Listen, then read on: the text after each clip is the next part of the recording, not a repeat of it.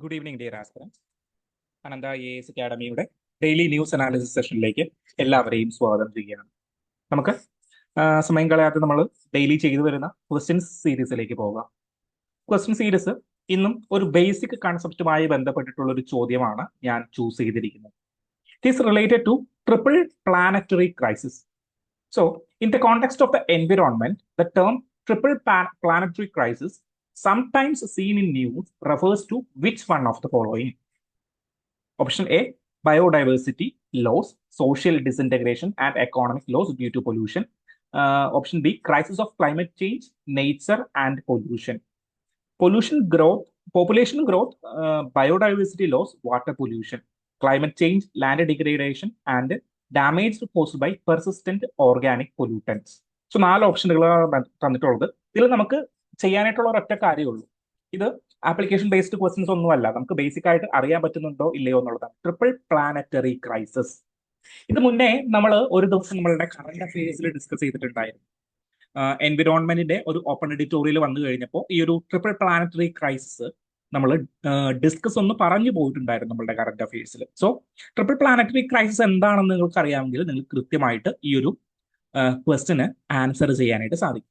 So before going to next, screenshot എടുത്തു വെക്കുക. ഏതാണ് ഓപ്ഷൻ എന്നുള്ളത് ഒന്ന് മാർക്ക് ചെയ്യുക. എ ആണോ, ബി ആണോ, സി ആണോ, ഡി ആണോ നിങ്ങളുടെ മനസ്സിലേക്ക് വരുന്നത് എന്നുള്ളത് നിങ്ങളൊന്ന് മാർക്ക് ചെയ്ത് വെച്ചേക്കുക. ഓക്കെ, സോ സ്ക്രീൻഷോട്ട് എടുത്തു എന്ന് വിചാരിക്കുന്നു. Going to the first discussion. ലോകത്തെ ഞെട്ടിച്ച ഈ കഴിഞ്ഞ ദിവസത്തെ ഏറ്റവും വലിയ സംഭവ ബഹുലമായിട്ടുള്ള ഒരു ഇന്റർനാഷണൽ അഫയേഴ്സ് ആണ്. വെനിൻസുലയുടെ പ്രസിഡന്റിനെ, മഡൂറോയെ, US എന്താണ് ഹൈജാക്ക് ചെയ്തിരിക്കുകയാണ്. അതായത് വെനിൻസുല എന്ന് പറയുന്ന സ്വതന്ത്ര പരമാധികാരമായിട്ടുള്ള ഒരു കൺട്രിയിലേക്ക് യുണൈറ്റഡ് സ്റ്റേറ്റ്സ് അധിനിവേശം നടത്തുകയും അവിടുത്തെ പ്രസിഡന്റിനെ പിടിയിലാക്കുകയും ചെയ്തിരിക്കുകയാണ്. സോ ഇതാണ് ലോകത്ത് മുഴുവൻ ചർച്ചയായിട്ടുള്ള ഏറ്റവും ഇമ്പോർട്ടന്റ് ആയിട്ട് കഴിഞ്ഞ 2 ദിവസങ്ങളിൽ ചർച്ച ചെയ്തിട്ടുള്ള വിഷയം. സോ എന്താണ് ഇതിന് പിന്നിലുള്ള കാര്യങ്ങളെന്നും ആദ്യം നമ്മൾ വെനിൻസുലയുടെ ഒരു ജിയോഗ്രഫിക്കൽ പൊസിഷൻ നോക്കും. ഗ്ലോബലി വെനിൻസുലയുടെ ഇമ്പോർട്ടൻസ് ഒന്നും. Then what happens to this take over. ഈ ടേക്ക് ഓവറിന് എന്താണ് കാരണമായത് എന്ന് കൂടിയിട്ട് നോക്കും. ഓക്കെ, സോ വെനിൻസുല എന്ന് പറയുന്നത് ലാറ്റിൻ അമേരിക്കൻ കൺട്രിയിൽ പെടുന്ന ഒരു രാജ്യമാണ്. ഓക്കെ, സോ നമ്മൾ ആദ്യം വെനിൻസുലയുടെ മാപ്പിലേക്ക് പോകും. സോ സൗത്ത് അമേരിക്കയുടെ ഏറ്റവും മുകളിലായിട്ട് സ്ഥിതി ചെയ്യുന്ന ഒരു ചെറിയ രാഷ്ട്രമാണ്, കമ്പാരിറ്റീവ്ലി ചെറിയ രാഷ്ട്രം. കമ്പയർ ടു ബ്രസീൽ ആൻഡ് അർജന്റീനയെ നോക്കി കഴിയുമ്പോൾ ചെറിയൊരു രാഷ്ട്രമാണ് വെനിൻസുല എന്ന് പറയുന്നത്. ഓക്കെ, ഈ വെനിൻസുല മുന്നേ നമ്മൾ ഒരിക്കല് കറന്റ് അഫയേഴ്സിൽ ഡിസ്കസ് ചെയ്തിട്ടുണ്ടായിരുന്നു. എന്തിന്റെ ബേസിസിലാണ് എന്ന് നിങ്ങൾക്ക് ആർക്കെങ്കിലും പറയാനായിട്ട് പറ്റും? അതായത് നമ്മളുടെ പ്രൈം മിനിസ്റ്റർ നരേന്ദ്രമോദിയുടെ 5 നേഷൻ വിസിറ്റുമായി ബന്ധപ്പെട്ടിട്ട്, പ്രൈം മിനിസ്റ്റർ നരേന്ദ്രമോദിയുടെ 5 നേഷൻ വിസിറ്റുമായി ബന്ധപ്പെട്ടിട്ട് അദ്ദേഹം വെനിൻസുലയ്ക്ക് അടുത്തുള്ള ഒരു ഐലൻഡ് കൺട്രിയിൽ വിസിറ്റ് നടത്തിയിട്ടുണ്ടായിരുന്നു. ആരെങ്കിലും ആ പേര് ഓർക്കുന്നുണ്ടോ? സോ 5 നേഷൻ വിസിറ്റുമായി ബന്ധപ്പെട്ടിട്ട് നമ്മളുടെ നരേന്ദ്രമോദിജി എവിടെയാണ്? നമ്മുടെ ബ്രിക്സ് ഉച്ചകോടി, ബ്രസീലിൽ നടന്ന ബ്രിക്സ് ഉച്ചകോടിയുമായി ബന്ധപ്പെട്ടിട്ട് അതിനോടനുബന്ധിച്ചുള്ള ഒരു 4 കൺട്രീസ് കൂടി വിസിറ്റ് ചെയ്തിട്ടുണ്ടായിരുന്നു. സോ ഈ വെനിൻസുലയിൽ അദ്ദേഹം വിസിറ്റ് ചെയ്തില്ല, പകരം എന്ത് ചെയ്തു? അതിനടുത്തുള്ള ഒരു ഐലൻഡ് കൺട്രിയെ വിസിറ്റ് ചെയ്തിട്ടുണ്ടായിരുന്നു. It is called Trinidad and Tobago. So Trinidad and Tobago എന്ന് പറയുന്നത് വെനിൻസുലയുടെ നേരെ മുകളിൽ കിടക്കുന്ന ഒരു ഐലൻഡ് കൺട്രിയാണ്. സോ ഈ ഐലൻഡ് കൺട്രിയെ കുറിച്ച് പറഞ്ഞപ്പോൾ നമ്മൾ വെനിൻസുലയെ ജസ്റ്റ് ഒന്ന് പ്രതിപാദിച്ചു പോയിട്ടുണ്ടായിരുന്നു. സോ വെനിൻസുല എന്ന് പറഞ്ഞു കഴിഞ്ഞാൽ സൗത്ത് അമേരിക്കയിലെ ഏറ്റവും മുകളിൽ കിടക്കുന്ന കൺട്രിയാണ്. വെനിൻസുലയുടെ ക്യാപിറ്റൽ എവിടെയാണ്? വെനിൻസുലയുടെ ക്യാപിറ്റൽ ഇന്നത്തെ പത്രത്തിൽ എഴുതിയിട്ടുണ്ട്, കറാക്കസ്. സോ ഈ കറാക്കസ് ആണ് വെനിൻസുലയുടെ ക്യാപിറ്റൽ. സോ കറാക്കസ് അറ്റാക്ക് ചെയ്തുകൊണ്ട് എന്ത് ചെയ്തു? അവിടുത്തെ അധിനിവേശം നടത്തിക്കൊണ്ടാണ് പ്രസിഡന്റിനെ പിടിച്ചുകൊണ്ടുപോയത്. ഓക്കെ, കറാക്കസിലാണ് നമ്മളുടെ ഈ സൈമൺ ബൊലിവറിനെയൊക്കെ എന്ത് ചെയ്തിരിക്കുന്നത്? സൈമൺ ബൊലിവറിന്റെ ഒക്കെ ശവകുടീരമുള്ളത് എനിക്ക് തോന്നുന്നു കറാക്കസിലാണ്. സോ ആ ഒരു ഏരിയ ഇമ്പോർട്ടന്റ് ആയിട്ട് മനസ്സിലാക്കുക, ജോഗ്രഫിക്കൽ പൊസിഷൻ മനസ്സിലാക്കുക. Then what is the position, what is the importance of Venezuela in the international trade ആയിക്കോട്ടെ, എക്കണോമിക്സ് ആയിക്കോട്ടെ, എന്താണ് വെനിൻസുലയുടെ ഇമ്പോർട്ടൻസ്? വെനിൻസുല എന്ന് പറഞ്ഞു കഴിഞ്ഞാൽ ലോകത്ത് കണ്ടെത്തിയിട്ടുള്ള ഏറ്റവും കൂടുതൽ oil reserve, petroleum reserve, crude oil reserve ഉള്ള കൺട്രികളിൽ ഒന്നാണ്. സോ വെനിൻസുലയുടെ ഏറ്റവും അടിസ്ഥാനപരമായ കാര്യം എന്ന് പറയുന്നത് അതിന്റെ റിസോഴ്സസ് ആണ്. പക്ഷേ ലോകത്ത് ഏറ്റവും കൂടുതൽ മൈഗ്രേഷനുകൾ നടക്കുന്ന ഒരു കൺട്രിയും എന്താണ്? വെനിൻസുല തന്നെയാണ്. സോ രണ്ട് എക്സ്ട്രീമിറ്റീസ് ഉണ്ട്. അവർക്ക് റിസോഴ്സസിൽ ഏറ്റവും പവർഫുൾ ആയിട്ടുള്ള, ഏറ്റവും മോണറ്റൈസ് ചെയ്യാൻ പറ്റുന്ന ക്രൂഡ് ഓയിലിന്റെ റിസർവ് ഏറ്റവും കൂടുതലുള്ള രാജ്യമാണ്. മിഡിൽ ഈസ്റ്റേൺ കൺട്രീസിലേക്ക് വന്നു കഴിഞ്ഞാൽ അവിടുത്തെ രാജാക്കന്മാർ ഓരോരുത്തരും എന്താണ് ഇത്രയും ഹ്യൂജ് ക്യാപിറ്റൽ ഗെയിൻ ചെയ്തിട്ടുണ്ടെങ്കിൽ അതിന് ഈ പെട്രോളിയം പ്രൊഡക്ട്സ് വലിയൊരു ഇമ്പോർട്ടൻസ് വഹിക്കുന്നുണ്ട്. എന്നാൽ ആ ഒരു എന്താണ് രാജകത്വമോ അല്ലെങ്കിൽ ആ ഒരു പ്രോസ്പെരിറ്റിയോ വെനിൻസുലയിൽ നമുക്ക് കാണാനായിട്ട് സാധിക്കുന്നില്ല. വൈ? ബിക്കോസ് വെനിൻസുല ഇത്രയും റിസർവുകൾ ഉണ്ടെങ്കിലും, ക്രൂഡ് ഓയിലിൽ ഇത്രയും റിസർവുകൾ ഉണ്ടെങ്കിലും എന്തില്ല, അവിടെ എക്സ്പ്ലോറേഷനും അത് എക്സ്പോർട്ടും നടക്കുന്നില്ല. ഓക്കെ, സോ അതുകൊണ്ട് അവിടുത്തെ ആളുകൾ ഏറ്റവും പട്ടിണിയിൽ ജീവിക്കുന്നവരാണ്, ഏറ്റവും താഴേക്കിടയിൽ ജീവിക്കുന്നവരാണ്. മിലിറ്ററി കൂപ്പുകൾ ഇടക്കിടക്ക് നടക്കും. 2019 ഒരു മിലിറ്ററി കൂപ്പ് നടന്നിട്ടുണ്ടായിരുന്നു. ദെൻ അവിടെ അങ്ങനെ ഡയറക്റ്റ് ഡെമോക്രസി എന്ന് പറയുന്ന കാര്യങ്ങളൊന്നുമില്ല. ഓക്കെ, സോ അതാണ് അവിടുത്തെ മേജർ പ്രോബ്ലം. ആളുകൾ ഏറ്റവും കൂടുതൽ പലായനം ചെയ്യുന്ന ഒരു കൺട്രി കൂടിയാണ് നമ്മളുടെ ഈ വെനിൻസുല എന്ന് പറയുന്നത്. ഈ വെനിൻസുല ഏരിയയിൽ മറ്റൊരു പ്രത്യേകത ഉണ്ട്. ഈ മറ്റൊരു പ്രത്യേകത എന്ന് പറഞ്ഞു കഴിഞ്ഞാൽ there is a nexus of drugs കച്ചവടത്തിന്റെ ഒരു നെക്സസ് ഇവിടെയുണ്ട്. സോ ഇവിടെയുള്ള ആളുകൾ പലരും എന്താണ്, മിലീഷ്യാസ് ആണ്. മിലീഷ്യാസ് എന്ന് പറഞ്ഞു കഴിഞ്ഞാൽ ഹ്യൂജ് വെപ്പണറി കൈകാര്യം ചെയ്യുക. ഫോർ എക്സാമ്പിൾ മഡൂരോ നമ്മളുടെ US ആരോപിക്കുന്നത് എന്താണെന്ന് വെച്ച് കഴിഞ്ഞാൽ ഇദ്ദേഹം ഒരു ഡ്രഗ് മിലീഷ്യ ആണെന്നുള്ളതാണ്. ഓക്കെ, സോ അദ്ദേഹമാണ് ഈ ഏരിയയിലേക്ക്, വിച്ച് മീൻസ് നോർത്ത് അമേരിക്കൻ റീജിയനുകളിലേക്ക് ഡ്രഗ് കടത്തുന്നതുമായി ബന്ധപ്പെട്ട്, ഡ്രഗ് കയറ്റുമതി ചെയ്യുന്നതുമായി ബന്ധപ്പെട്ടിട്ടുള്ള ഒരു മിലീഷ്യയുടെ തലവനാണ് നമ്മളുടെ ഈ വെനിൻസുല, നമ്മളുടെ മഡൂരോ എന്നാണ് ആര് പറയുന്നത്? നമ്മളുടെ US വൃത്തങ്ങൾ പറയുന്നത്. സോ അങ്ങനെ ഒരു മിലീഷ്യ ട്രെൻഡ് വെനിൻസുലയിൽ കാണാനായിട്ട് സാധിക്കും. പ്രത്യേകിച്ച് ഹൈബ്രിഡ് ഡ്രഗുകൾ ഇവിടെ ഉൽപ്പാദിപ്പിക്കുകയും അത് എക്സ്പോർട്ട് ചെയ്യുകയും ചെയ്യുന്നുണ്ട്. നമ്മൾ ഈ പാബ്ലോ എസ്കോബാർ എന്നൊക്കെ പറയുന്ന ടീമുകൾ ഉണ്ടല്ലോ, അതേപോലെയുള്ള ഹ്യൂജ് ടീമുകൾ വെപ്പണറീസ് കൈകാര്യം ചെയ്യുന്ന അത് ഒരു എന്താണ് ഓൾട്ടർനേറ്റീവ് മിലിറ്ററി സിസ്റ്റം ഹോൾഡ് ചെയ്യുന്ന ഒരു ടീമുകളുടെ പല ടീമുകൾ, അതായത് വാഴ്ച പോലെ ഈ മിലീഷ്യകളാണ് ഇവിടെ ഭരിക്കുന്നത്. സോ അവര് ഏതൊക്കെ ഏരിയ പൊസസ് ചെയ്യുന്നോ അവിടെ ഉള്ള സുപ്രീം അതോറിറ്റി, സുപ്രീം കമാൻഡ് ഈ മിലീഷ്യാസിനായിരിക്കും. അവർക്ക് സ്വന്തമായിട്ട് വെപ്പൺസ് ഉണ്ടാകും, ആളുകൾ ഉണ്ടാകും, അർത്ഥം ഉണ്ടാകും. ട്രാൻസ്പോർട്ട് ചെയ്യാനായിട്ടുള്ള ഒരു ഒരു യൂട്യൂബ് വീഡിയോ കുറച്ച് നാളുകൾ മുമ്പല്ല, 2 ദിവസം മുമ്പ് എയറിലുള്ള ഒരു യൂട്യൂബ് വീഡിയോ എന്ന് പറഞ്ഞു കഴിഞ്ഞാൽ സബ്മറൈൻസ് വരെ ഹോൾഡ് ചെയ്യുന്ന ചില ആളുകൾ ഇവിടെ ഉണ്ട് എന്നാണ് പറയപ്പെടുന്നത്. സോ ഇതാണ് US ഇവിടേക്ക് എൻട്രി ചെയ്യാനായിട്ടുള്ള പ്രധാനപ്പെട്ട കാരണം എന്നാണ് അവര് പറയുന്നത്. ഓക്കെ, സോ വെനിൻസുലയുടെ ഇമ്പോർട്ടൻസ് മനസ്സിലായി. ദെൻ വൈ US എന്റേർഡ് എന്നുള്ളത് മനസ്സിലായി. സോ US എന്റർ ചെയ്യാനായിട്ട് 2 കാര്യങ്ങളാണ്. ഒന്ന്, ഈ ഡ്രഗ് കാർട്ടലിനെ എൻഡ് ചെയ്യുക എന്നുള്ള പരസ്യമായിട്ടുള്ള കാര്യം. 2, ഈ വെനിൻസുലയുടെ റിസർവുകൾ തന്നെയാണ്.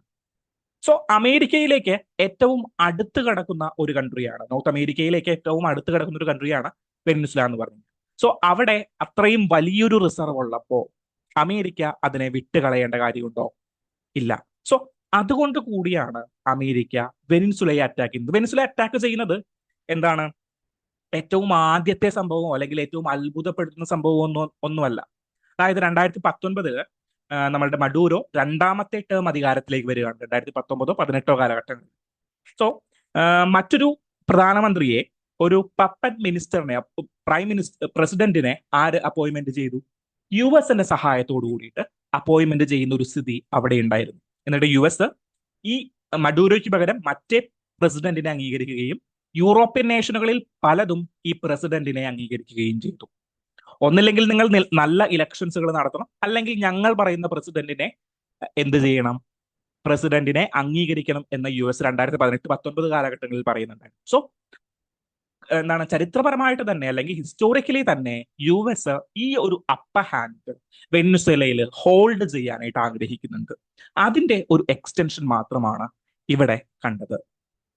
ഓക്കെ, സോ വെനിൻസുല ഇതിന്റെ ഇമ്പാക്ട് അല്ലെങ്കിൽ വേവുകൾ എങ്ങനെയായിരിക്കും ഇന്റർനാഷണൽ റിലേഷനിൽ പ്രതിപാദിക്കാനായിട്ട് പോകുന്നത്. ഇന്ത്യ എന്താ പറഞ്ഞേ? India the fourth largest economy in the world. എന്താ പറഞ്ഞേ? ഇന്ത്യ പറഞ്ഞു ഇന്ത്യ ഇങ്ങനെ ഒരു അഗ്രഷൻ നടന്നിട്ട് അതിനെ കണ്ടം ചെയ്യാനായിട്ട് തയ്യാറായിട്ടില്ല. അമേരിക്കയുടെ ഇങ്ങനെ ഒരു അഗ്രഷൻ നടന്നിട്ട് അതിനെ കണ്ടം ചെയ്യാനായിട്ട് തയ്യാറായിട്ടില്ല. ഇന്ത്യ പറഞ്ഞത് ഒറ്റ കാര്യമാണ്, അതായത് വെനിൻസുലയിലെ ജനങ്ങളുടെ കാര്യത്തിൽ ഞങ്ങൾക്ക് ആശങ്കകളുണ്ട്, അത് നിങ്ങൾ ഒന്ന് ശ്രദ്ധിക്കണേ എന്ന് ഒരൊറ്റ വാക്കിൽ ഒരു ലൈൻ ഇറക്കിയിട്ട് ഇന്ത്യ എന്ത് ചെയ്യുകയാണ്? ഇന്ത്യ നിശബ്ദമായിരിക്കുകയാണ് ചെയ്യുന്നത്. ചൈന അതിനെതിരെ ശക്തമായിട്ട് പ്രതികരിക്കുന്നുണ്ട്. റഷ്യ പ്രതികരിച്ചിട്ടുണ്ട്. ചൈന പറഞ്ഞു പ്രസിഡന്റിനെ തിരിച്ച് എവിടെയാണോ എടുത്തത് അവിടേക്ക് തന്നെ കൊണ്ടുപോയി വെച്ചേക്കുക, വേറെ പരിപാടികളൊന്നുമില്ല, അല്ലെങ്കിൽ കോൺസിക്വൻസുകൾ ഉണ്ടാകും എന്നാണ് ചൈനയുടെ നിർദ്ദേശം. ഓക്കെ, നമ്മളുടെ ഓപ്പൺ എഡിറ്റോറിയലിലേക്ക് വരുമ്പോൾ ഞാനത് കൂടുതലായിട്ട് ഡിസ്കസ് ചെയ്യാം. ഓക്കെ, സോ ഇന്ത്യ അതിനെതിരെ പ്രതികരിച്ചിട്ടില്ല. സോ നമ്മൾ ഗ്ലോബൽ പവർ ആയിട്ട് നീങ്ങാൻ പോവുകയാണ്, അല്ലെങ്കിൽ നമ്മളുടെ യുണൈറ്റഡ് നേഷൻ സെക്യൂരിറ്റി കൗൺസിൽ ഒരു പെർമനന്റ് മെമ്പർ ആകണം എന്നൊക്കെ നമ്മൾ എപ്പോഴും പറയുമെങ്കിലും നമ്മളുടെ ഒരു ഫോറിൻ ഡിപ്ലോമസി എന്ന് പറയുന്നത് അസേർട്ടീവ് ആയിട്ടുള്ള ഒരു ഡിപ്ലോമാറ്റിക് പൊസിഷൻ നമ്മൾ പലപ്പോഴും എടുക്കുന്നില്ല. ഇസ്രായേൽ പലസ്തീന്റെ വിഷയത്തിന്റെ കാര്യത്തിലാണെങ്കിലും റഷ്യ യുക്രൈന്റെ കാര്യത്തിലാണെങ്കിലും. സോ ഇങ്ങനെയുള്ള കാര്യങ്ങളിലെല്ലാം നമ്മൾ ഒരു ഡിപ്ലോമാറ്റിക് മെഷർ കീപ്പ് ചെയ്യാറുണ്ട്, അല്ലെങ്കിൽ ഡിപ്ലോമാറ്റിക് ആംസ് ലെങ്ത് നമ്മൾ കീപ്പ് ചെയ്യാറുണ്ട്. ഇവിടെയും അത് തന്നെയാണ് നമ്മൾ ചെയ്തുകൊണ്ടിരുന്നത്. സോ കഴിഞ്ഞ വർഷത്തിലെ ഫോറിൻ ഓപ്പൺ എഡിറ്റോറിയൽസ് ഒക്കെ ഹിന്ദുവിൽ വന്നിട്ടുള്ളത് ശ്രദ്ധിച്ചു കഴിഞ്ഞു കഴിഞ്ഞാൽ നിങ്ങൾക്ക് മനസ്സിലാകും, ഇങ്ങനെ ഒരു പൊസിഷൻ എടുത്തുകൊണ്ട് നമുക്ക് വലിയ ഗുണങ്ങളൊന്നും കിട്ടാനായിട്ടില്ല എന്നാണ് പല ഫോറിൻ ഡിപ്ലോമാറ്റ്സുകളും എക്സ്പേർട്ടുകളും പറഞ്ഞു വരുന്നത്. എന്നാലും ഇന്ത്യ ആ ഒരു ട്രെൻഡിൽ തന്നെയാണ് പോയിക്കൊണ്ടിരിക്കുന്നത്. അതിന് പല കാര്യങ്ങളും അമേരിക്കയെ പിണക്കാനായിട്ട് സാധിക്കില്ല, മറ്റുള്ള കൺട്രീസിനെ പിണക്കാനായിട്ട് സാധിക്കില്ല. സോ അങ്ങനെയുള്ള പ്രോബ്ലംസ് ഉണ്ട്. പക്ഷേ നമ്മളൊരു അസേർട്ടീവ് ആക്ഷൻ അവിടെ എടുക്കുന്നില്ല എന്നൊരു ക്രിറ്റിസിസം ഉണ്ട്. ഓക്കെ, സോ ഫസ്റ്റ് നമ്മൾ എന്താ പറഞ്ഞേ? ഫസ്റ്റ് നമ്മൾ geographical position of Venezuela, then how Venezuela is important to global, then അവിടെ ഇങ്ങനെ ഒരു അറ്റാക്ക് നടത്താനായിട്ട്, അല്ലെങ്കിൽ ഇങ്ങനെ ഒരു അഗ്രഷൻ നടത്താനായിട്ടുള്ള അമേരിക്കയുടെ കാരണം, ദെൻ ബേസിക് ആയിട്ടുള്ള അതർ റീസൺസ് പറഞ്ഞു. ദെൻ ഇതെങ്ങനെയാണ് വേൾഡിനെ അഫക്ട് ചെയ്യുന്നത്, പെർട്ടിക്കുലർലി ഇന്ത്യയെ അഫക്ട് ചെയ്യുന്നത്. ഇന്ത്യയെ അങ്ങനെ കാര്യമായിട്ടൊന്നും അഫക്ട് ചെയ്യാനായിട്ട് സാധ്യതയില്ല. കാരണം എന്താണെന്ന് വെച്ച് കഴിഞ്ഞാൽ ഈ ഒരു ന്യൂസ് ആർട്ടിക്കിൾ നോക്കുക നിങ്ങൾ, ഇതില് ഈ ഗ്രാഫ് ഒന്ന് നിങ്ങൾ ശ്രദ്ധിക്കുക. ഇതില് ഇന്ത്യ വെനിൻസുലയിൽ നിന്ന് ഇമ്പോർട്ട് ചെയ്യാനായിട്ട് സാധ്യതയുള്ളത് ഒറ്റ കാര്യം മാത്രമാണല്ലോ, ക്രൂഡ് ഓയിൽ ആണല്ലോ, ഓയിൽ ഇമ്പോർട്ട് ആണല്ലോ. ഇന്ത്യയിൽ കറന്റ് 0.26% മാത്രമേ വെനിൻസുലയിൽ നിന്നുള്ള ഓയിൽ ഇമ്പോർട്ടുകളുള്ളൂ. കാരണം എന്ന് പറഞ്ഞു കഴിഞ്ഞാൽ US-ന്റെ അതികഠിനമായിട്ടുള്ള സാങ്ഷനുകളാണ്. ഓക്കെ, ആരുടെ മേലെ ഏർപ്പെടുത്തിയിരിക്കുന്ന? വെനിൻസുലയുടെ മേലെ ഏർപ്പെടുത്തിയിരിക്കുന്ന അതികഠിനമായിട്ടുള്ള സാങ്ഷനുകളാണ്.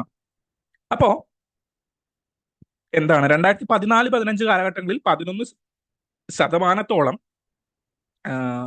ഓയിൽ ഇമ്പോർട്ട് വെനിൻസുലയിൽ നിന്നുണ്ടായിരുന്നെങ്കിലും ഇപ്പോൾ 1% താഴെ, 0.5% പോലും, 0.5% പോലും ഓയിൽ ഇമ്പോർട്ട് ഇന്ത്യയിലേക്ക് വെനിൻസുലയിൽ നിന്ന് നടത്തുന്നില്ല. പകരം റഷ്യയാണ് നമ്മളുടെ കീ പ്ലെയർ. ഫസ്റ്റ് പേജിൽ തന്നെ മറ്റൊരു ന്യൂസ് ഉണ്ട്. 35% ക്രൂഡ് ഓയിൽ പ്രൊഡക്ഷൻ ഇന്ത്യയിൽ നിന്ന്, അതായത് 9 മന്ത് ഹൈയിലേക്കാണ് നമ്മളുടെ റഷ്യയിൽ നിന്നുള്ള ക്രൂഡ് ഓയിൽ ഇമ്പോർട്ട് നടത്തുന്നത് എന്നുള്ളത്. സോ മറ്റു പ്ലെയേഴ്സ് മാർക്കറ്റിൽ നമുക്ക് കറന്റ് അവൈലബിൾ ആണ്. സോ ഇത് അത്ര വലിയ ഇമ്പാക്ട് ഇന്ത്യയിലെ ഡയറക്റ്റ് ആയിട്ട് റെപ്ലിക്കേറ്റ് ചെയ്യില്ല. പക്ഷേ ലാറ്റിൻ അമേരിക്കൻ കൺട്രീസിലേക്കുള്ള ഒരു റിപ്പിൾ എഫക്റ്റ് ഇന്ത്യയിലേക്ക് വേണമെങ്കിലും വന്നേക്കാം. സോ ആ ഒരു കാര്യം നിങ്ങൾ ഒന്ന് ഓർത്തിരിക്കുക. വെനിൻസുല എങ്ങനെയാണ് ഇമ്പോർട്ടന്റ് ആയിരിക്കുന്നത്. അമേരിക്കയുടെ ഈ അഗ്രഷൻ സ്ട്രാറ്റജി, അവരുടെ കയ്യിൽ ഡോളറിന്റെ ഒരു കൂമ്പാരമുണ്ട് എന്ന് വെച്ചിട്ട് അവർ ചെയ്യുന്ന ഈ ഒരു അഗ്രഷൻ സ്ട്രാറ്റജി നിശിതമായി വിമർശിക്കപ്പെടേണ്ടത് തന്നെയുണ്ട്. സോ ഞാനതിന്റെ ഒരു പൊളിറ്റിക്കൽ ഡയമെൻഷനിലേക്ക് പോകുന്നില്ല. നമുക്ക് നെക്സ്റ്റ് ന്യൂസ് ആർട്ടിക്കിളിലേക്ക് പോകാം. നെക്സ്റ്റ് ന്യൂസ് ആർട്ടിക്കിൾ ചൈനയുടെ 2026 വിഷനുമായി ബന്ധപ്പെട്ടിട്ടാണ്. ഓക്കെ, സോ ചൈനീസ് നമ്മൾ ഡിസംബറിലെ ന്യൂസ് അനാലിസിസിൽ നമ്മൾ പറഞ്ഞിട്ടുണ്ടായിരുന്നു, നെക്സ്റ്റ് 5 ഇയർ പ്ലാനിലേക്ക് ചൈന കടക്കുകയാണ്. 2026 മുതൽ 30 വരെയുള്ള ഒരു 5 ഇയർ പ്ലാനിലേക്ക് കടക്കുകയാണ്. ചൈനയുടെ പ്ലീനറി മീറ്റിങ്ങുകൾ, അതായത് പ്ലീനറി സെഷൻസ് എന്ന് പറയും. നമ്മളിപ്പോൾ കമ്മ്യൂണിസ്റ്റ് പാർട്ടി കേരളത്തിൽ കേട്ടിട്ടുണ്ടാവും, പ്ലീനം സമ്മേളനം അല്ലെങ്കിൽ പ്ലീനറി സമ്മേളനം എന്നൊക്കെ പറഞ്ഞിട്ട് നിങ്ങൾ കേട്ടിട്ടുണ്ടാവും. അതുപോലെ ചൈനീസ് കമ്മ്യൂണിസ്റ്റ് പാർട്ടിയുടെ പ്ലീനറി സെഷൻസ് നടന്നുകൊണ്ടിരിക്കുകയായിരുന്നു ഡിസംബറിൽ. ദെൻ അവര് പുതിയ 5 ഇയർ പ്ലാൻ ഇൻട്രൊഡ്യൂസ് ചെയ്യാനായിട്ട് പോവുകയാണ്. ദെൻ അതുമായി ബന്ധപ്പെട്ട് കഴിഞ്ഞ ദിവസം എന്ത് ചെയ്തിട്ടുണ്ടായിരുന്നു? കഴിഞ്ഞ ദിവസം ന്യൂ ഇയർ പ്രമാണിച്ചുകൊണ്ട് നമ്മളുടെ ഷീ ജിൻപിങ് മാധ്യമങ്ങളെ കാണുകയും ലോകത്തെ അഡ്രസ്സ് ചെയ്യുകയും ചെയ്തിട്ടുണ്ടായിരുന്നു. ഓക്കെ, സോ ഈ അവസരത്തിൽ ചൈനയുടെ ഒരു 2026 വിഷൻ അല്ലെങ്കിൽ ചൈനയുടെ സ്ട്രെങ്ത് ആൻഡ് വീക്ക്നെസ്സിനെ ഒന്ന് അനലൈസ് ചെയ്യുകയാണ് ഈ ഒരു ഓപ്പൺ എഡിറ്റോറിയലിലൂടെ.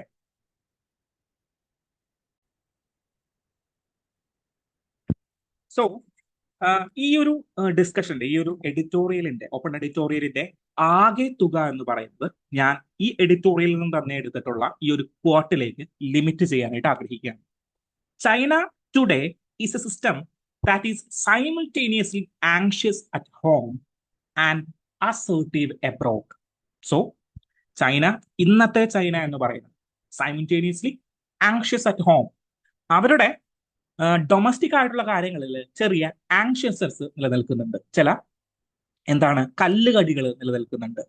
ആൻഡ് അസേർട്ടീവ് എബ്രോഡ്, അവര് ഊന്നിപ്പറയുന്ന അവരുടെ ഏറ്റവും പൊട്ടൻഷ്യൽ ആയിട്ടുള്ള മേഖല എന്ന് പറയുന്നത് എന്താണ്?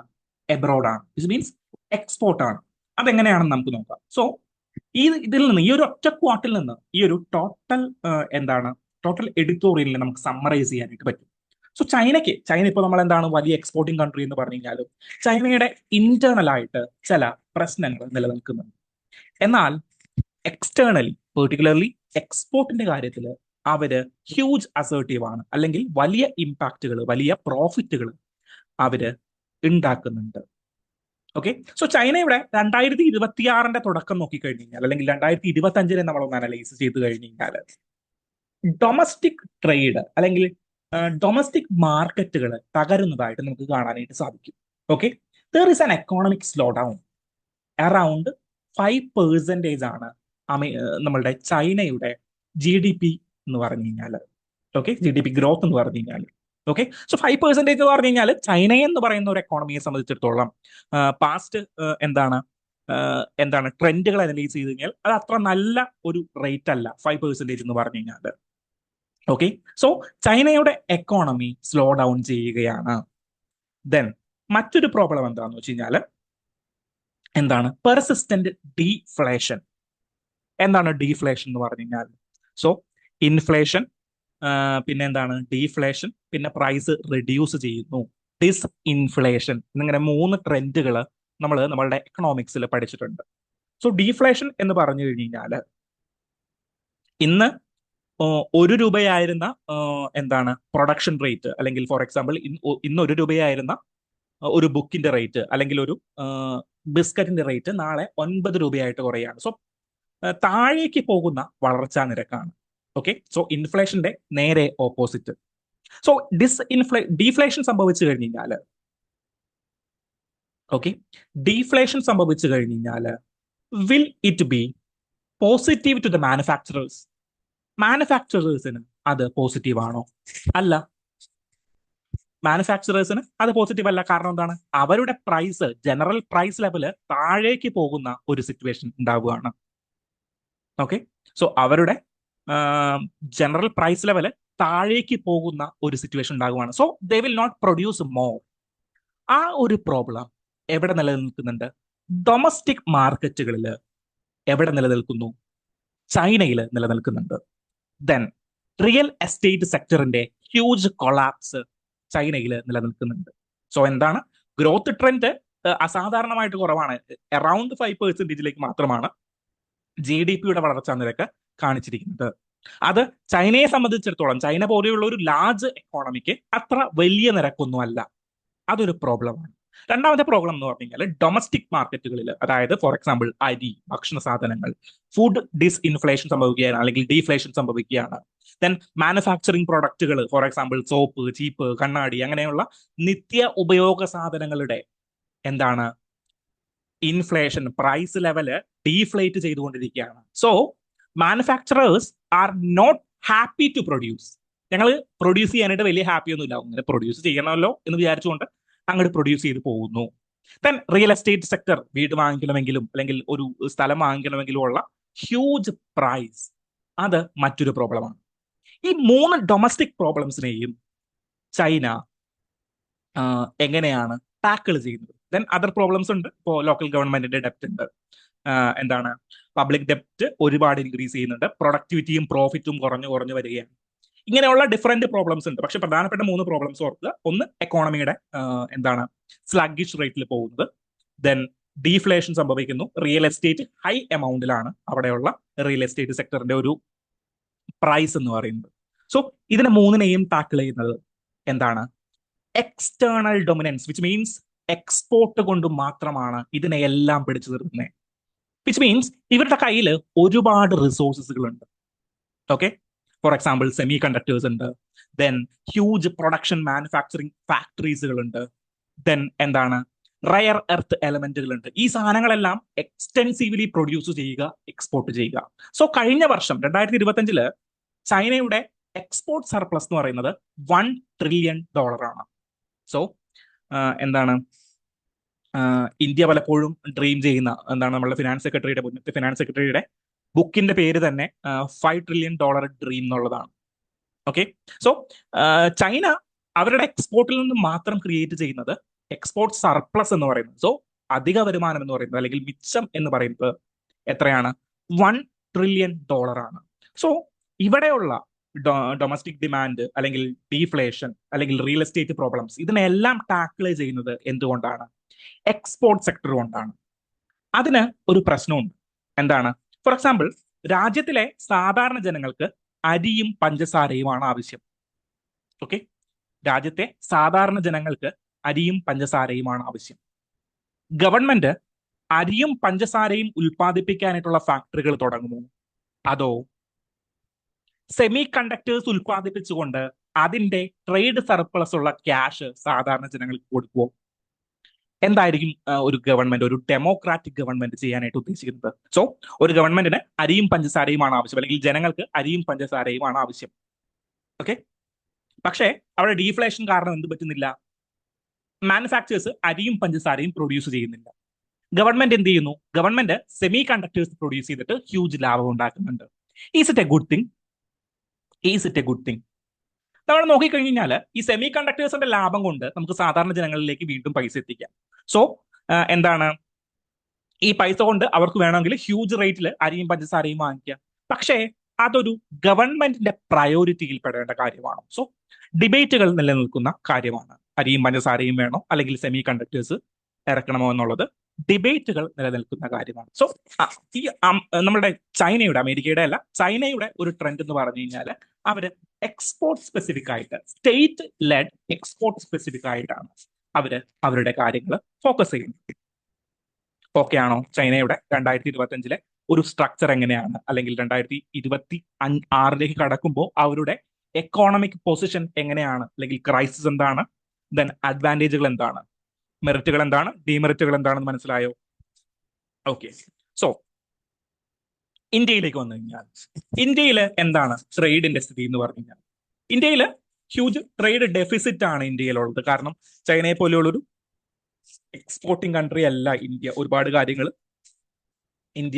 ഇന്ത്യയിലേക്ക് ഇറക്കുമതി ചെയ്യുന്നുണ്ട്. സോ ഒരു $110 ബില്യൺ ട്രേഡ് ഡെഫിസിറ്റ് ആണ് ഇന്ത്യയിൽ നമുക്ക് കാണാനായിട്ട് സാധിക്കുന്നത്. സോ അതൊരു പ്രോബ്ലമാണ്. സോ ഇതില് ഈ ഒരു ഡിസ്കഷനിൽ മറ്റൊരു കോട്ട് കൂടിയിട്ട് ഇദ്ദേഹം പറയുന്നുണ്ട്. China is now too large to export its way out of a slowdown without destabilising the global trading system. അതായത് ചൈനയുടെ എക്സ്പോർട്ടിംഗ് ട്രെൻഡ് എന്ന് പറയുന്നത്, അല്ലെങ്കിൽ എക്സ്പോർട്ടിംഗ് കാപ്പബിലിറ്റി എന്ന് പറയുന്നത്, it's too large to export its way out of. അതായത് ചൈനയ്ക്ക് ലോക ഗ്ലോബൽ ട്രേഡിംഗ് സിസ്റ്റത്തെ ഡീസ്റ്റെബിലൈസ് ചെയ്യാണ്ട്, ചൈനയ്ക്ക് ഗ്ലോബൽ ട്രേഡിംഗ് സിസ്റ്റത്തിനെ ഡീസ്റ്റെബിലൈസ് ചെയ്യാണ്ട് ഒരിക്കലും എക്സ്പോർട്ടിൽ നിന്ന് പുറത്തു കിടക്കാനായിട്ട് പറ്റില്ല.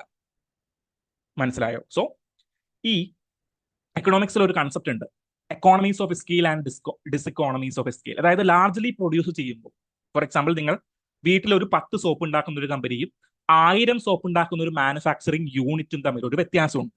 1000 സോപ്പ് ഉണ്ടാക്കുന്ന മാനുഫാക്ചറിങ് യൂണിറ്റ് ആണ് എക്കോണമീസ് ഓഫ് സ്കെയിൽ കൂടുതൽ എന്ന് പറയുന്നത്. സോ അവർക്ക് റോ മെറ്റീരിയൽ അധികമായിട്ട് വാങ്ങിക്കാം, അപ്പോൾ വില കുറഞ്ഞ പൈസ കിട്ടും.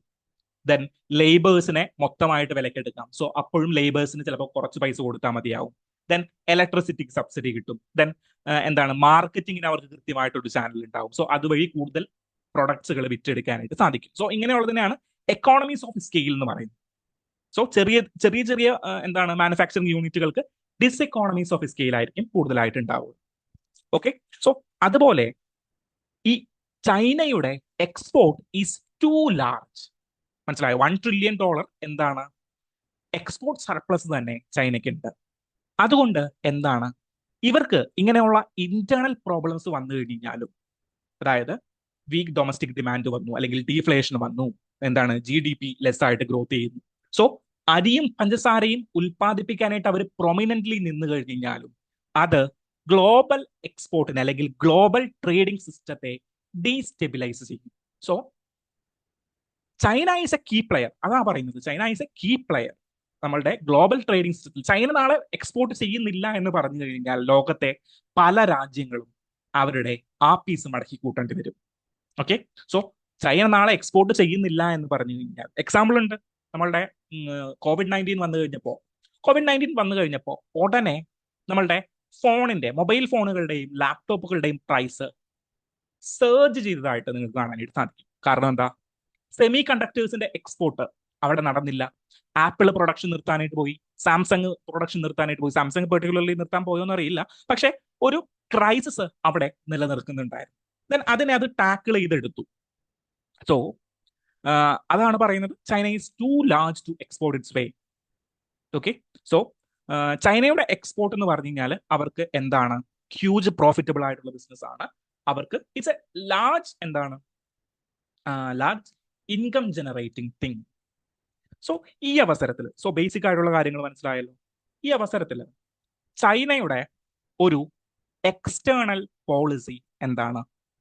ചൈനയുടെ എക്സ്റ്റേണൽ പോളിസി എന്ന് പറഞ്ഞു കഴിഞ്ഞാൽ, ചൈന അമേരിക്കയുമായിട്ട് വലിയ യുദ്ധങ്ങളൊക്കെ നടത്തുന്നുണ്ടെങ്കിലും ഇന്നത്തെ ഈ ഒരു എഡിറ്റോറിയൽ പെർസ്പെക്റ്റീവിൽ ഇദ്ദേഹം പറയുന്നത് ചൈന അത്ര അമേരിക്കയെ എതിർത്ത് നിർത്തുന്ന ഒരു കൺട്രി അല്ല. അതായത് അവർ ചിലപ്പോൾ വാക്യങ്ങൾ കൊണ്ടും അല്ലെങ്കിൽ ചില കാര്യങ്ങളും കൊണ്ടും അമേരിക്കയെ തഴയുന്നുണ്ടെങ്കിലും അമേരിക്കയ്ക്കും ചൈനയ്ക്കും രണ്ടു പേരുടെയും ആവശ്യമുണ്ട്. ഓക്കെ, സോ അമേരിക്കയ്ക്ക് ചൈനയുടെ എക്സ്പോർട്ടിംഗ് പ്രോഡക്റ്റുകൾ ഇല്ലാണ്ട് നിലനിൽക്കാനായിട്ട് സാധിക്കില്ല. അതുപോലെ തന്നെ ചൈനയ്ക്ക് അമേരിക്കയുടെ മാർക്കറ്റുകളും അമേരിക്കയുടെ ഇമ്പോർട്ടിംഗ് ഫാക്ടേഴ്സ് ഇല്ലാണ്ട് നിലനിൽക്കാനായിട്ട് സാധിക്കില്ല. സോ ഈ ഒരു പ്രീ ഡിപ്പെൻഡൻസ് ഇവിടെയുണ്ട്. സോ ഒക്ടോബറിൽ നമ്മളുടെ ഇങ്ങേരെ മീറ്റ് ചെയ്തിട്ടുണ്ടായിരുന്നു, ട്രംപിനെ മീറ്റ് ചെയ്യുന്ന അവസരത്തിൽ ഡി എസ്കലേഷനുള്ള സാധ്യതകൾ, കാരണം ചൈനയാണ് ഏറ്റവും കൂടുതൽ താരിഫുകൾ അടിച്ചു കൂട്ടുന്നുണ്ടായിരുന്നു, ഡി എസ്കലേഷന്റെ സാധ്യതകൾ ചർച്ചയാക്കിയിട്ടുണ്ടായിരുന്നു. ഇതിനിടയിൽ ചൈന ഇവിടെ നിൽക്കുന്നു, US ഇവിടെ നിൽക്കുന്നു. ഇതിനിടയിലുള്ള ഒരു കുഞ്ഞൻ കൺട്രി ഉണ്ട്, ഫോർത്ത് ലാർജസ്റ്റ് എക്കോണമി ആയിട്ടുള്ള ഇന്ത്യ. സോ ഇന്ത്യ ഇതില് എങ്ങനെ നിലകൊള്ളും? അതിനൊരു ഉത്തരം ഉണ്ടായിരുന്നു. എന്തായിരുന്നു ഉത്തരം? നമ്മളുടെ ഷാങ്ഹായ് കോർപ്പറേഷൻ ഓർഗനൈസേഷന്റെ SCO സബ്മിറ്റില് നമ്മളുടെ ഷീ ജിൻപിങ്ങും റഷ്യൻ പ്രസിഡന്റും കൂടിയിട്ട് വലിയ ചർച്ചകളും വലിയ സന്തോഷാഹ്ലാദിപ്പുകളൊക്കെ നടത്തിയിട്ടുണ്ടെങ്കിലും ഇന്ത്യ എന്ന് പറയുന്നത് ചൈനയുടെ ഒരു പ്രൊമിനന്റ് പ്ലെയർ ഒന്നുമല്ല. ഓക്കെ, സോ ഇന്ത്യ എന്ന് പറയുന്നത് ചൈനയുടെ ഒരു പ്രൊമിനന്റ് പ്ലെയർ അല്ല. സോ നമ്മൾ ഡി എസ്കലേഷൻസുകൾ അല്ലെങ്കിൽ മഞ്ഞുരുക്കങ്ങൾ ഇന്ത്യയും ചൈനയുമായിട്ട് നടത്തിയിട്ടുണ്ടെങ്കിലും വലിയൊരു സ്ട്രാറ്റജിക്കൽ ഇംപ്രൂവ്മെന്റ് ചൈനയിൽ നിന്ന് നടന്നിട്ടില്ല എന്ന് നമ്മൾ കാണണം. സോ ഇന്ത്യ ഗ്ലോബൽ സൗത്തിലെ ഒരു പ്രൊമിനന്റ് പ്ലെയർ ആവാനായിട്ട് മാറുകയും പോകാനായിട്ട് ആഗ്രഹിക്കുകയും ചൈന ആ ഒരു പൊസിഷൻ കൈയടക്കുകയും ചെയ്യുന്ന ഒരു സ്ഥിതിവിശേഷം ഇന്ന് ലോക റിലേഷനുകളിൽ, ലോക ബന്ധങ്ങളിൽ ലോകത്ത് ഉണ്ട്. സോ ഇന്റർനാഷണൽ റിലേഷനിലെ ഏറ്റവും ഹോട്ട് ടോപ്പിക് ആണ് ചൈന അല്ലെങ്കിൽ ചൈനയുടെ ഒരു ഡൊമിനൻസ് എന്ന് പറയുന്നത്. ഓക്കെ, സോ അതിന്റെ എക്കണോമിക് റീസൺസ് മനസ്സിലായി എന്ന് വിചാരിക്കുന്നു. ഓക്കെ, ചൈനയുടെ പോസിറ്റീവ്സ് എന്താണ്, ചൈനയുടെ നെഗറ്റീവ്സ് എന്താണ്? സോ ഈ 2026 മുതൽ 2030 വരെയുള്ള ഒരു പുതിയ 5 ഇയർ പ്ലാനിൽ ഷീ ജിൻപിങ് മുന്നോട്ട് വെച്ചിരിക്കുന്നതും ഈ ട്രേഡ് സർപ്ലസ് തന്നെ മുന്നോട്ട് കൊണ്ടുപോകാനായിട്ടുള്ളതാണ്. ഓക്കെ, സോ ഈ ട്രേഡ് സർപ്ലസ് തന്നെ മുന്നോട്ട് കൊണ്ടുപോകാനായിട്ടുള്ള ആശയങ്ങളാണ് ഷീ ജിൻപിങ് അവിടെ മുന്നോട്ട് വെച്ചിരിക്കുന്നുള്ളത് കൂടിയിട്ട് നിങ്ങളൊന്ന് ഓർത്തേക്കുക. ഓക്കെ, സോ ആ ഒരു ഡിസ്കഷൻ ഓക്കെയാണോ? എങ്ങനെയാണ് ഒരു ചൈനയുടെ പൊസിഷനിങ് എന്നുള്ളത്? Okay, so coming to next discussion internal സെക്യൂരിറ്റിയുമായി ബന്ധപ്പെട്ടിട്ട് നമ്മൾ പലപ്പോഴായി ഡിസ്കസ് ചെയ്തിട്ടുള്ള ഒരു സെഷനുമായിട്ട് ബന്ധപ്പെട്ടതാണ്. ഇറ്റ് ഈസ് റിലേറ്റഡ് ടു മാവോയിസ്റ്റുകളുടെ ഇൻസർജൻസിയുമായി ബന്ധപ്പെട്ടതാണ്. അപ്പോൾ ഇന്റേണൽ സെക്യൂരിറ്റിയിൽ പണ്ട് ഞങ്ങൾക്ക് പഠിക്കുന്ന കാലഘട്ടങ്ങളിൽ ഏറ്റവും ഇമ്പോർട്ടന്റ് ആയിട്ടുള്ള ഒരു പെർസ്പെക്റ്റീവ് ആയിരുന്നു മാവോയിസ്റ്റ് ഇൻസർജൻസി എന്ന് പറയുന്നത്. ഓക്കെ, എന്നാൽ ഇന്ന് നിങ്ങൾ അത്രയും കേട്ട് വളരുന്ന ഒരു കാര്യമല്ല ഈ മാവോയിസ്റ്റ് ഇൻസർജൻസി. ഓക്കെ, സോ എന്താണ് ഇവിടെ പറയുന്ന ഒരു പേരുണ്ട്, ദണ്ഡകാരണ്യ റീജിയൻ എന്ന് പറഞ്ഞു കഴിഞ്ഞാൽ പെർട്ടിക്കുലർലി ഈ ന്യൂസ് വായിച്ചു കഴിയുമ്പോൾ നിങ്ങൾ ആദ്യം വിചാരിക്കും Dandakaranya region. So Dandakaranya region എന്ന് പറഞ്ഞു കഴിഞ്ഞാൽ മഹാഭാരത ടൈമുകളിൽ ഉണ്ടായിരുന്ന ഒരു പേരാണ്. പെർട്ടിക്കുലർലി നമ്മുടെ ആന്ധ്രാപ്രദേശും ഛത്തീസ്ഗഡിന്റെ ചില ഭാഗങ്ങളും ഒക്കെ ചേർന്നിട്ടുള്ള ഒരു റീജിയനെയാണ് ഈ ദണ്ഡകാരണ്യം അല്ലെങ്കിൽ ദണ്ഡകാരണ്യം. ആരണ്യം എന്ന് പറഞ്ഞു കഴിഞ്ഞാൽ എന്താണ്? കാട് എന്നാണ് അർത്ഥം. ഓക്കെ, സോ സാൻസ്ക്രിറ്റില് ആരണ്യകം എന്ന് പറഞ്ഞു കഴിഞ്ഞാൽ ആരണ്യച്ചാർത്തിലേക്ക് എന്റെ കൂടെ പോരണ്ട ചന്ദ്രികയെ നീ എന്ന് പറയുന്ന കവിതയൊക്കെ കേട്ടിട്ടില്ലേ? സോ ആരണ്യം എന്ന് പറഞ്ഞു കഴിഞ്ഞാൽ കാട്, കാട്ടിലേക്ക് പോരണ്ട ചന്ദ്രികയെ എന്നാണ് പറയുന്നത്. അതുപോലെ ദണ്ഡകാരണ്യ എന്ന് പറഞ്ഞു കഴിഞ്ഞാൽ ആന്ധ്രാപ്രദേശ്, ഛത്തീസ്ഗഡ്, ഒഡീഷ റീജിയനുകളിലെല്ലാം നിലനിൽക്കുന്ന ഒരു ജംഗിൾ ഏരിയയെ പണ്ട് കാലഘട്ടങ്ങളിൽ വിളിച്ചിരുന്ന ഒരു പേരാണ്. ഈ പ്രദേശങ്ങളിൽ തന്നെയായിരുന്നു മാവോയിസ്റ്റ് ഇൻസർജൻസിയുടെ ഗ്രോത്തും ഉണ്ടായിരുന്നത്. എന്നാൽ ഇന്ന് 2026 നിൽക്കുമ്പോൾ 90%, അറൌണ്ട് 95%, നമ്മളുടെ മാവോയിസ്റ്റ് ഇൻസർജൻസിയുടെ വയലൻസ് റെഡ്യൂസ് ചെയ്യാനായിട്ട് സാധിച്ചിട്ടുണ്ട്. അപ്പോ കണക്കുകൾ നമുക്കൊന്ന് നോക്കാം. 2018 126 ഡിസ്ട്രിക്റ്റുകളാണ് മാവോയിസ്റ്റ് ഇൻസർജൻസി അഫക്ട് ചെയ്ത ഡിസ്ട്രിക്റ്റുകളായിട്ട് പേര് നൽകിയിട്ടുണ്ടായിരുന്നു. 2021 അത് 70 ഡിസ്ട്രിക്റ്റുകളായിട്ട് കുറഞ്ഞു. 2024 38 ഡിസ്ട്രിക്റ്റുകളും 2025 ഏപ്രിലിൽ അത് 18 ഡിസ്ട്രിക്റ്റുകളും 2011 അത് 2025 ഒക്ടോബറിൽ അത് 11 ഡിസ്ട്രിക്റ്റുകളുമായിട്ട് കുറയുകയാണ്.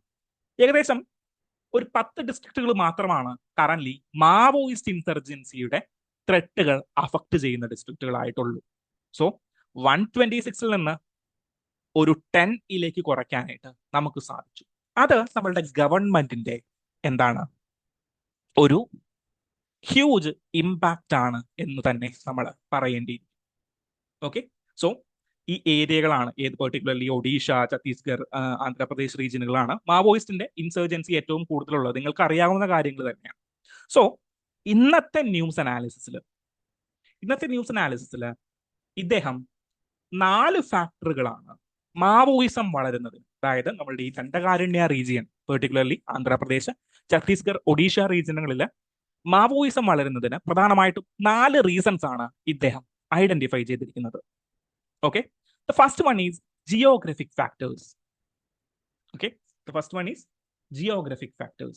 Geographic factors എന്ന് പറഞ്ഞാൽ ഈ ഏരിയകൾ, നമ്മളുടെ ഈ ദണ്ഡകാരണ്യ റീജിയൻ ഏരിയകൾ എന്ന് പറഞ്ഞു കഴിഞ്ഞാൽ particularly arid forest land create ചെയ്യപ്പെട്ടിരുന്ന ഏരിയകളാണ്. ഓക്കെ, സോ ഇവിടെ നിങ്ങൾ ഫൂലൻ ദേവി എന്ന് പറയുന്ന ഒരാളുടെ കഥ പഠിച്ചിട്ടുണ്ടാവും.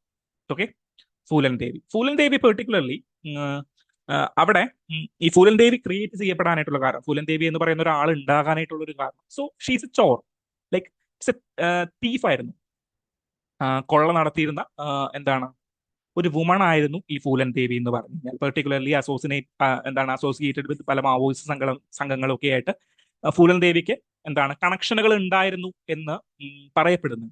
ഓക്കെ, ഞാൻ ഫൂലൻ ദേവി എന്ന് പറയുന്ന ഒരു പുസ്തകം പോലും അദ്ദേഹം ഈ ഫൂലൻ ദേവിയുടെ ആത്മകഥകൾ പോലും പബ്ലിഷ് ചെയ്തിട്ടുണ്ട്. ഓക്കെ, സോ ഈ ഫൂലൻ ദേവിയുടെ ഒരു പ്രൊമിനൻസുമായി ബന്ധപ്പെട്ട് പറയുന്ന ഒരു കാര്യം ഇതാണ്. അവിടെ എന്ന് പറഞ്ഞാൽ അരിഡ് സാൻഡ് ലാൻഡുകളായിരുന്നു ഉണ്ടായിരുന്നത്. സോ പെർട്ടിക്കുലർലി കൃഷിക്ക് അനുയോജ്യമല്ലാത്ത ലാൻഡുകളായിരുന്നു, അരിഡ് ആയിരുന്നു. സോ ഇവർക്ക് വേറെ ഒന്നും ചെയ്യാനായിട്ടില്ല. അതുകൊണ്ടാണ് ഇവരെന്ത് ചെയ്തിട്ടുണ്ടായിരുന്നത്? കൊള്ളയിലേക്കും തെഫ്റ്റിലേക്കും ദെൻ മാവോയിസ്റ്റ് ഇൻസർജൻസിയൊക്കെ ആയിട്ട് കണക്ട് ചെയ്തുകൊണ്ട് ജീവിച്ചു പോയിരുന്നത്. സോ അത് തന്നെയാണ് ഇവിടെയും ഇദ്ദേഹം കാണിക്കുന്ന ഒന്നാമത്തെ ഫാക്ടർ, ജിയോഗ്രഫിക്കൽ ഫാക്ടർ. ഈ ഏരിയയിൽ ഈ നമ്മളുടെ ദണ്ഡകാരണ്യ റീജിയൻ എന്ന് പറയുന്ന ആന്ധ്രാപ്രദേശ്, ഛത്തീസ്ഗഡ്, ഒഡീഷ റീജിയനുകളിലെ അരിഡ് ഫോറസ്റ്റ് ലാൻഡ് എന്ന് പറഞ്ഞു കഴിഞ്ഞാൽ പെട്ടെന്ന് എത്തിപ്പെടാനായിട്ട് പ്രയാസമുള്ള ഏരിയാസ്, പെട്ടെന്ന് ഫലഭൂയിഷ്ടമായിട്ട് സാധനങ്ങൾ ക്രിയേറ്റ് ചെയ്യപ്പെടാനായിട്ട് സാധ്യതയില്ലാത്ത ഏരിയ, അങ്ങനെയുള്ള ജിയോഗ്രഫിക്കൽ ഫാക്ടേഴ്സ് ആണ് first reason. Administrative and governance deficit. എന്തായാലും. കാരണം എന്താണ്? ഇനീക്വാലിറ്റീസ്, എക്സ്ട്രീം ഇനീക്വാലിറ്റീസ് നിലനിന്നിരുന്ന സ്ഥലങ്ങളായിരുന്നു ഈ ഏരിയാസ്. അവിടെ എഫക്റ്റീവ് അഡ്മിനിസ്ട്രേഷനും ഗവേണൻസും നടക്കാതെ പോയി എന്നുള്ളതായിരുന്നു second reason. Then socio economic grievances, caste politics അവിടെ ഉണ്ടായിരുന്നു. ദെൻ ഹയർ കാസ്റ്റ് ആളുകൾ. സോ ഈ മാവോയിസ്റ്റുകൾ പണ്ട് ആദ്യം ചെയ്തുകൊണ്ടിരുന്ന കാര്യങ്ങൾ എന്താണെന്ന് വെച്ച് കഴിഞ്ഞാൽ അവിടുത്തെ ഏരിയയിലെ ഏറ്റവും സമുന്നതനായിട്ടുള്ള ജാതി പ്രമാണിയെ കണ്ടുപിടിക്കും. ഓക്കെ, സമുന്നതനായിട്ടുള്ള ജാതി പ്രമാണിയെ കണ്ടുപിടിക്കും. ഹ്യൂജ് ലാൻഡ് അപ്ഹോൾഡ് ചെയ്തിരിക്കുന്ന ആളെ കണ്ടുപിടിക്കും. എന്നിട്ട് രാത്രിയാവുമ്പോൾ ഇദ്ദേഹത്തെ പോയിട്ട് കയറിൽ കെട്ടിയിട്ടിട്ട് ഇദ്ദേഹം ചെയ്ത കുറ്റങ്ങൾ എന്തൊക്കെയാണെന്നുള്ളത് വായിച്ചു കേൾപ്പിക്കും. ഇന്ന ഇന്ന കുറ്റങ്ങളാണ് ചെയ്തിട്ടുള്ളത് എന്നിട്ട് വായിച്ചു കേൾപ്പിക്കും. എന്നിട്ട് എന്ത് ചെയ്യും? ഇദ്ദേഹത്തിനെ കൊല്ലുകയും ഇദ്ദേഹത്തിന്റെ ലാൻഡ് സാധാരണ ജനങ്ങൾക്ക് ഡിസ്ട്രിബ്യൂട്ട് ചെയ്യുകയും ചെയ്യും. കേരളത്തിൽ എങ്ങനെയായിരുന്നു land distribution? State led land distribution ആയിരുന്നു. പക്ഷേ അങ്ങനെ ഒരു സിസ്റ്റം എവിടെ ഉണ്ടായിരുന്നില്ല. ആന്ധ്രാപ്രദേശിലും ഒഡീഷയിലും തെലങ്കാനയിലും ഒന്നും ഉണ്ടായിരുന്നില്ല. സോ അത് ആരേറ്റെടുത്തു? മാവോയിസ്റ്റുകൾ ഏറ്റെടുത്തുകൊണ്ട് എക്സ്ട്രീം എന്താണ് വയലൻസുകളിലൂടെ ഈ ജന്മിമാരെയും ബാക്കിയുള്ളവരെയും കൊന്നുകൊണ്ട് ഈ ലാൻഡുകൾ ഡിസ്ട്രിബ്യൂട്ട് ചെയ്യാനായിട്ട് തുടങ്ങി. സോ ഈ സോഷ്യോ എക്കോണമിക് ഗ്രീവിയൻസസ് ആണ് മറ്റൊരു കാരണമായിട്ട് നമുക്ക് പറയാനായിട്ട് സാധിക്കുന്നത്. Third fourth thing is parallel governance by Maoist. Maoist അവിടെ ഒരു പാരലൽ ഗവർണൻസ് ഒരുക്കുകയും അവർക്ക് വേണ്ടിയിട്ട് എന്ത് ചെയ്യും? ഭക്ഷണങ്ങളും ബാക്കിയുള്ള കാര്യങ്ങളും നിയമങ്ങളും എല്ലാം ഉണ്ടാക്കുകയും അവിടെ ഒരു പാരലൽ ഗവൺമെന്റ് ആയിട്ട് വാഴുകയും ചെയ്യും. സോ സാധാരണ ജനങ്ങൾക്ക് എന്ത് പറ്റും? സാധാരണ ജനങ്ങൾക്ക് നമ്മളുടെ ഇന്ത്യൻ കോൺസ്റ്റിറ്റ്യൂഷനിലുള്ള വിശ്വാസം നഷ്ടപ്പെടുകയും അവരെന്ത് കാര്യത്തിനും മാവോയിസ്റ്റിന്റെ അടുത്തേക്ക് ഓടിച്ചെല്ലുകയും ചെയ്യും. ഈ 4 റീസൺ കാരണമാണ് മാവോയിസം ഇന്ത്യയിൽ നിലനിൽക്കാനായിട്ട് കാരണമായത് എന്നാണ് ഈ ആർട്ടിക്കിളിൽ പറയുന്നത്. ഓക്കെ, സോ ഇന്ത്യ എന്താണ് ചെയ്തത്? ഈ ആർട്ടിക്കിൾ എഴുതിയിരിക്കുന്നത് പെർട്ടിക്കുലർലി ഒരു കേണലാണ്, അല്ലെ? ഇന്ത്യൻ ആർമിയിലെ ഒരു വെറ്ററൻ ആണ് ഈ ആർട്ടിക്കിൾ എഴുതിയിരിക്കുന്നത്. ഓക്കെ, സോ അതുകൊണ്ട് ഇതിനൊരു എന്താണ് സെക്യൂരിറ്റി റിലേറ്റഡ് ആംഗിൾ മാത്രമാണ് ഇദ്ദേഹം പ്രൊമിനന്റ് ആയിട്ട് കാണിച്ചിരിക്കുന്നത്. ഓക്കെ, സോ ആ ഒരു ബയസ് ഈ ഒരു ആർട്ടിക്കിളിൽ ഉണ്ട് എന്നൊരു മുൻവിധിയോട് കൂടിയിട്ട് എന്താണ് ഇതിന്റെ സൊല്യൂഷൻസിനെ കുറിച്ചിട്ട് നമുക്ക് ഡിസ്കസ് ചെയ്യാം. ഓക്കെ, സോ ഇതിന്റെ സൊല്യൂഷൻസ് പെർട്ടിക്കുലർലി പറഞ്ഞിട്ടുള്ള ഒരു കാര്യം എന്ന് പറഞ്ഞാൽ എന്താണ്? സെക്യൂരിറ്റി ക്യാമ്പുകൾ എവിടെ സെറ്റിൽ ചെയ്തു? ഓരോ വില്ലേജസുകളിലും അല്ലെങ്കിൽ അടുത്തടുത്തുള്ള വില്ലേജസുകളിലെ സെക്യൂരിറ്റി ക്യാമ്പുകൾ CRPFന്റെയും അതർ സെക്യൂരിറ്റി ഫോഴ്സുകളുടെയും ക്യാമ്പുകൾ നമ്മളുടെ വില്ലേജസുകളിൽ സെറ്റിൽ ചെയ്തു, റിമോട്ട് ഏരിയാസിൽ സെറ്റ് ചെയ്തു. ഇത് എന്തിന് ഹെൽപ്ഫുള്ളായി? ഇത് ഈ നമ്മുടെ മാവോയിസ്റ്റ് ഇൻസർജൻസീസ് കുറയ്ക്കാനായിട്ടുള്ള കാരണമായി. അതെങ്ങനെയാണ്? അതായത് police to population ratio increase ചെയ്തു. Okay, police to population ratio increase ചെയ്തു. സോ ആദ്യ ഘട്ടങ്ങളിൽ എന്തുണ്ടായിരുന്നു? സാധാരണ ജനങ്ങളിൽ നിന്ന് ഒരു റെസിസ്റ്റൻസ് ഉണ്ടായിരുന്നു. ഞങ്ങളുടെ ഏരിയയിൽ പോലീസ് വന്ന് താമസിക്കുകയും പോലീസ് പല കാര്യങ്ങളും അവിടെ ചെയ്യുകയും പുറത്തുനിന്നുള്ള ഒരാൾ വന്ന് താമസിക്കുകയാണ്, അത് അവർക്ക് ചിലപ്പോൾ ഇഷ്ടപ്പെടാത്തൊരു അവസ്ഥ വന്നു. എന്നാൽ പതിയെ എന്താണ് ഈ പോലീസ് സെക്യൂരിറ്റി ക്യാമ്പ്സുകൾ എന്ത് ചെയ്തു? സാധാരണ ജനങ്ങളുടെ വിശ്വാസം ആർജിച്ചെടുക്കുകയും അവരുടെ പ്രശ്നങ്ങൾ കേൾക്കുകയും പരിഹരിക്കാനായിട്ടുള്ള പല പദ്ധതികളും ക്രിയേറ്റ് ചെയ്യുകയും ചെയ്തു. Okay, so police to population ratio increase ചെയ്യപ്പെടുകയും അതുവഴി എന്താണ് മാവോയിസ്റ്റ് അറ്റാക്കുകളെ തടയാനായിട്ടും അറ്റാക്കുകൾ ഉണ്ടായി കഴിഞ്ഞാൽ ഫാസ്റ്റർ റെസ്പോൺസ് കൊടുക്കാനായിട്ടും സാധിച്ചിട്ടുണ്ടായിരുന്നു.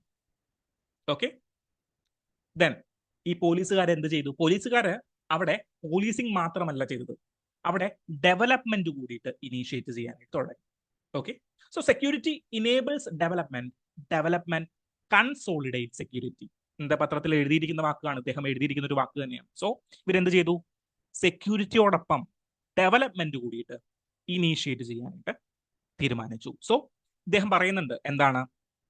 ആദ്യം പോലീസിനെയും ഫോറസ്റ്റ് ഉദ്യോഗസ്ഥനെയും മാത്രം കണ്ടുവന്നിരുന്ന ആളുകൾ പതിയെ താലൂക്ക് ഓഫീസറിനെയും ജില്ലാ കളക്ടറിനെയും അസിസ്റ്റന്റ് കളക്ടറിനെയൊക്കെ കാണാനായിട്ട് സാധ്യമായി.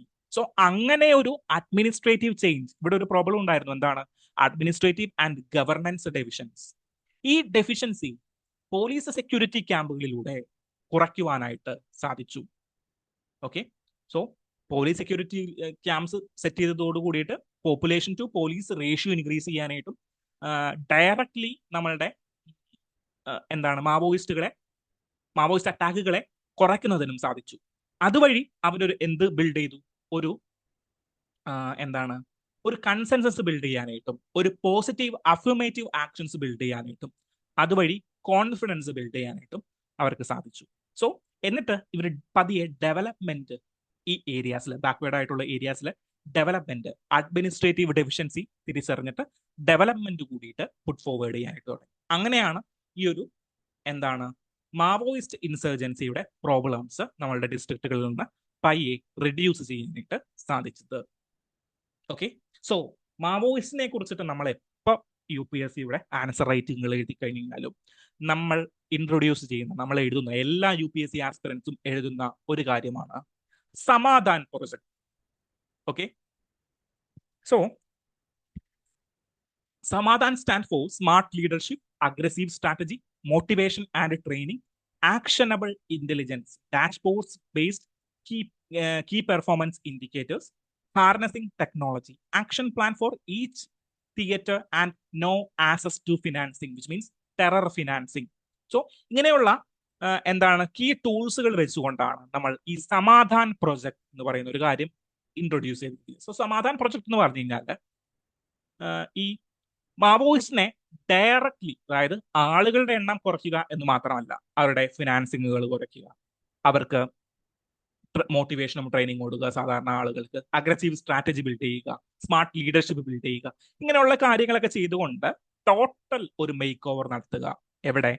ഈ മാവോയിസ്റ്റ് അഫക്റ്റഡ് ഏരിയാസിൽ ഒരു ടോട്ടൽ മേക്ക് ഓവർ നടത്തുക എന്നുള്ളതാണ് സമാധാൻ പ്രൊജക്ടിന്റെ ഏറ്റവും അടിസ്ഥാനപരമായിട്ടുള്ള ലക്ഷ്യം. So whenever you write a mains answer related to internal security, particularly Maoist insurgency, please note the Samadhan project. Okay, so അത് എല്ലാവരും എഴുതുന്ന ഒരു കാര്യമാണ്. ഓക്കെ, സോ ഈ ആർട്ടിക്കിൾ മനസ്സിലായി എന്ന് വിചാരിക്കുന്നു. ഓക്കെ ആണോ? Next, text and contact section. Text and contact സെക്ഷനിൽ നമ്മളുടെ മധുരോയുടെ ആർട്ടിക്കിൾ ആണ് ഫസ്റ്റ് വന്നിരിക്കുന്നത്. എന്തായിരിക്കും നമ്മളുടെ പെനിൻസുലയിൽ ഉണ്ടാകുന്ന ചേഞ്ചസുകൾ എന്നുള്ളതാണ് ഫസ്റ്റ് ടെക്സ്റ്റ് ആൻഡ് കോണ്ടാക്ട് സെക്ഷനിലെ ന്യൂസിൽ വന്നിരിക്കുന്നത്. Second news is related to political instability, constitutional change, and the military's hold over Pakistan.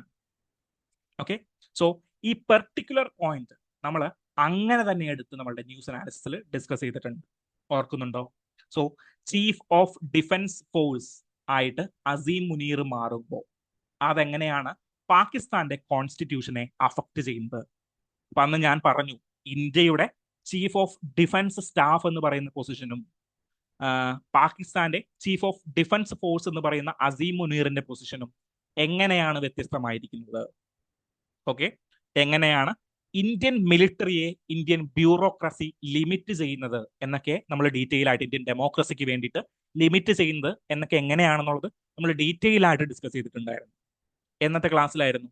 ഡിസംബറിലെ ഒരു സെഷനിലായിരുന്നു. ഡിസംബറിലെ സെഷനോ അല്ലെങ്കിൽ നവംബർ അവസാനത്തെ വീക്കിലെ സെഷനിലോ ആണ് ഈ പാകിസ്ഥാൻ ഈ ഒരു കോൺസ്റ്റിറ്റ്യൂഷണൽ അമെൻമെന്റ് ബിൽഡ് ചെയ്ത ദിവസങ്ങളിൽ നമ്മൾ നമ്മുടെ എഡിറ്റോറിയലുമായി ബന്ധപ്പെട്ടിട്ട് അത് ഡീറ്റെയിൽ ആയിട്ട് തന്നെ ഡിസ്കസ് ചെയ്തിട്ടുണ്ടായിരുന്നു. സോ ആ ഒരു ഡിസ്കഷൻ, ഈ ഒരു ഡിസ്കഷൻ മനസ്സിലാകാത്തവർ ആ ഒരു ഡിസ്കഷൻ തേടി കണ്ടുപിടിക്കുക, ആ ഒരു ഡിസ്കഷൻ കാണും. ഓക്കെ, സോ അതിനെ കുറിച്ചിട്ടുള്ളതായിരുന്നു ഈ ഒരു ആർട്ടിക്കിൾ. സോ അതോടുകൂടിയിട്ട് നമ്മളുടെ ഇന്നത്തെ ന്യൂസ് അനാലിസിസ് എൻഡ് ചെയ്യുകയാണ്. Before going to end the discussion, നമുക്ക് ഇന്നത്തെ ആൻസർ ഒന്ന് നോക്കാം. ഇന്നത്തെ ആൻസറും അത്ര വലിയ കുഴപ്പിക്കുന്ന ചോദ്യമല്ല. ഇതൊക്കെ എന്ത് എന്നുള്ള രീതിയിലാണ് നമ്മളുടെ ഈ ആൻസറും വന്നിരിക്കുന്നത്. So triple planetary crisis, which means നമുക്ക് ഈ ട്രിപ്പിൾ പ്ലാനറ്ററി ക്രൈസിസ് എന്താണെന്ന് അറിയാൻ പാടില്ല. പക്ഷേ പേരിൽ നിന്ന് നമ്മൾ കണ്ടുപിടിക്കാൻ പോകും. Triple planetary crisis. So there should be A crisis. 3 കാരണങ്ങൾ കൊണ്ടുണ്ടാകുന്ന ക്രൈസിസുകൾ ഉണ്ടാകും. ദെൻ ഞാൻ ഓപ്പൺ മൈൻഡഡ് ആയിട്ട്, എനിക്ക് ഇതിന്റെ ആൻസർ അറിയില്ല എന്ന് വിചാരിക്കാം, ഞാൻ ഓപ്പൺ മൈൻഡഡ് ആയിട്ട് ഞാൻ ഓപ്ഷൻസിനെ ചെക്ക് ചെയ്യാനായിട്ട് പോവുകയാണ്. ബയോഡൈവേഴ്സിറ്റി ലോസ്, അതൊരു കാരണമായി കൂടെ ആകാം. Social disintegration and economic loss due to pollution, അത് കാരണമാകും.